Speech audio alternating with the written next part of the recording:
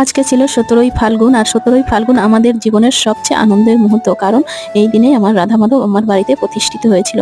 এদিকে আমার ভোগের রান্না কমপ্লিট, ভোগ দেখো দেওয়া শুরু হয়ে গেছে, আর ভোগ দর্শন করলে কিন্তু দুর্ভোগ কাটে।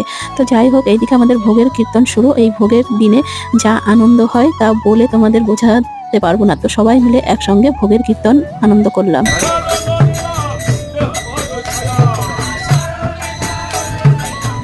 আমাদের ভোগের কীর্তন গাওয়া কমপ্লিট, আর এই রকম ভাবেই প্রত্যেকবার ভোগের কীর্তনে যেন আমরা আনন্দ করতে পারি, ভগবানের কাছে এই প্রার্থনা। আর সবাই দেখো, এদিকে গোপোষণাও চলে এসেছে আমাদের বাড়িতে, দিদি গোপোষণাকে নিয়ে এসে এবার সবাই মিলে চলো ভোগ দর্শন করি। এই ছিল আমাদের ভোগ। তো ভোগ দর্শন করলে সত্যি সবার জীবন থেকে দুর্ভোগ কাটে। তো আমাদের ভোগ দর্শন করা হলো। তোমাদের কেমন লাগলো ভোগ দর্শন করে অবশ্যই কমেন্টে জানিও।